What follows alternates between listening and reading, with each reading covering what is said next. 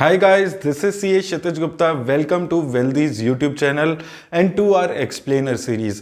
आज के इस टॉपिक पे हम लोग बात करने वाले हैं कि नॉन कन्वर्टेबल डिबेंचर्स यानी कि एनसीडीज में इन्वेस्ट करते हुए आपको किन चीज़ों का ख्याल रखना है। तो दोस्तों देखिए, एनसीडी जो हमने अपनी लास्ट एक्सप्लेनर सीरीज में भी आपको एक्सप्लेन किया था, बेसिकली नॉन कन्वर्टेबल डिबेंचर्स एक तरीका होता है कंपनीज का कैपिटल रेज करने का। अब यहां पर आपको एक चीज समझनी है, नॉन कन्वर्टेबल का मतलब होता है कि ये डिबेंचर्स आने वाले टाइम में कभी भी इक्विटी में कन्वर्ट नहीं हो सकते। अब नॉन कन्वर्टेबल डिबेंचर्स भी दो तरीके के होते हैं, एक सिक्योर्ड नॉन कन्वर्टेबल डिबेंचर्स और अनसिक्योर्ड एनसीडीज। और जो सिक्योर्ड एनसीडीज होते हैं वो कंपनी के एसेट्स के अगेंस्ट यहां पर सिक्योर्ड होते हैं। तो अगर कंपनी आपको रीपे नहीं कर पाती है तो आप कंपनी के उन एसेट्स को लिक्विडेट करके अपना पैसा रिकवर कर सकते हैं। वहीं दोस्तों जो दूसरे टाइप के यहां पर अनसिक्योर्ड एनसीडीज होते हैं, वहां पर आपके पास कोई ऑप्शन नहीं होती अगर कंपनी आपको रीपे नहीं कर पाती है। लेकिन सिक्योर्ड एनसीडीज का इंटरेस्ट रेट कम होता है, वहीं अनसिक्योर्ड का जो इंटरेस्ट रेट होता है वो कंपैरेटिवली ज्यादा होता है। तो अगर आप एनसीडीज में इन्वेस्ट करते हैं तो आपको इन चीजों का खास ख्याल रखना है। सबसे पहले दोस्तों, क्रेडिट रेटिंग उस कंपनी की क्या है। देखिए, हर कंपनी की क्रेडिट रेटिंग डिफाइन होती है कि उस कंपनी की क्रेडिबिलिटी की वो कितने आसानी से आपका पैसा रीपे कर सकती है। और अलग अलग क्रेडिट रेटिंग एजेंसीज हैं जो कंपनी के अकाउंट्स को, फंडामेंटल्स को देखकर ये चीज डिसाइड करती है। और जितनी अच्छी एसेट क्वालिटी क्रेडिट रेटिंग होती है उतना ही ज्यादा सिक्योर आप फील करेंगे उस कंपनी के एनसीडीज को परचेज करते हुए।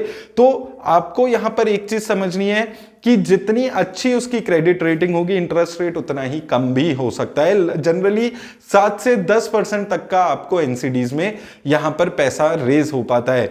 तो सबसे पहले आपको क्रेडिट रेटिंग देखनी है। क्रेडिट रेटिंग AAA+ सबसे अच्छी होती है और उससे नीचे जैसे जैसे क्रेडिट रेटिंग आती जाएगी उतनी कम अच्छी इंटरेस्ट रेट क्रेडिट रेटिंग होती जाएगी। तो उस चीज को आपको देखना बहुत ज्यादा जरूरी होता है। दूसरी चीज, कंपनी की कैपिटल एडिक्वेसी रेशो क्या है। कैपिटल एडिक्वेसी रेशो कंपनी की यह बताती है कि कंपनी कितना फ्रीक्वेंटली कैपिटल रेज करके आपको पैसा रीपे कर सकती है। तो वो चीज को भी देखना बहुत ज्यादा जरूरी है। तीसरी चीज दोस्तों जो आपको देखनी जरूरी है, जो एनसीडीज में आप टर्म्स एंड कंडीशन में जाकर पढ़ सकते हैं कभी भी, कि कंपनी, जितनी भी कंपनीज होती हैं वो किसी एक स्पेसिफिक पर्पस के लिए एनसीडीज रेज करती है। तो आपको वो जाकर पढ़ना बहुत ज्यादा जरूरी है कि कंपनी किस पर्पस के लिए एनसीडीज रेज कर रही है और उस पर्पस को समझकर आपको उनको पैसा देना है। एनसीडी से आप सीधा सीधा ये समझिए कि कंपनी आपसे लोन ले रही है, आप उनको पैसा दे रहे हैं, तो वो आपको अपने डॉक्यूमेंट में बताएगी कि क्यों आपको लोन दिया जा रहा है, क्यों आपसे लोन लिया जा रहा है, उसको कंपनी में कहां पे यूटिलाइज किया जाएगा। तो अगर किसी एनसीडी में आपको ये डिटेल्स नहीं मिल रही है तो आपको थोड़ा सा उन कंपनीज को के एनसीडीज को अवॉइड करना बेटर यहां पर रहता है। वहीं दोस्तों इंटरेस्ट कवरेज रेशो भी आपको देखनी जरूरी है। अब देखिए, एनसीडीज में आपको इंटरेस्ट रेट मिलता है और टाइम टू टाइम आपको इंटरेस्ट पे किया जाता है। तो इंटरेस्ट कवरेज रेशो से आपको ये एक एस्टिमेट मिल जाएगा कि कितना आसानी से कंपनी आपका इंटरेस्ट यहां पर पे कर पाएगी। तो उस चीज को भी आपको देखना बहुत ज्यादा जरूरी होता है। और दोस्तों यहां पर एनसीडी में इन्वेस्ट करते हुए जो एक चीज को आपको ध्यान में रखना है कि आपका टैक्स स्लैब क्या है। एनसीडी से जो आपको इंटरेस्ट रेट होता है वो आपका जितना भी पैसा होता है वो आपका स्लैब रेट में ऐड हो जाता है और स्लैब के हिसाब से आपको टैक्स देना होता है। तो जनरली जो इन्वेस्टर्स का इनकम टैक्स 10% और 20% के स्लैब रेट में आता है उनके लिए एनसीडीज और ज्यादा अट्रैक्टिव ऑप्शन हो जाता है।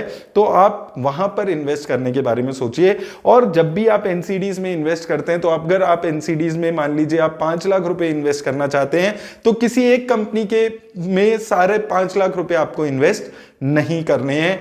थोड़ा थोड़ा पैसा आप अलग अलग कंपनीज में इन्वेस्ट करने के बारे में सोचिए। डाइवर्सिफिकेशन करके चलना एनसीडीज में भी उतना ही जरूरी है जितना पोर्टफोलियो में डाइवर्सिफिकेशन जरूरी है। तो उम्मीद करता हूं आपको इस वीडियो से हेल्प मिलेगी एनसीडीज के बारे में जानने में, क्या क्या चीजों को आपको ख्याल में रखना है इन्वेस्ट करते हुए। तो दोस्तों वीडियो खत्म करने से पहले let me tell you an interesting part. अगर इसको सुनोगे तो definitely it will help you.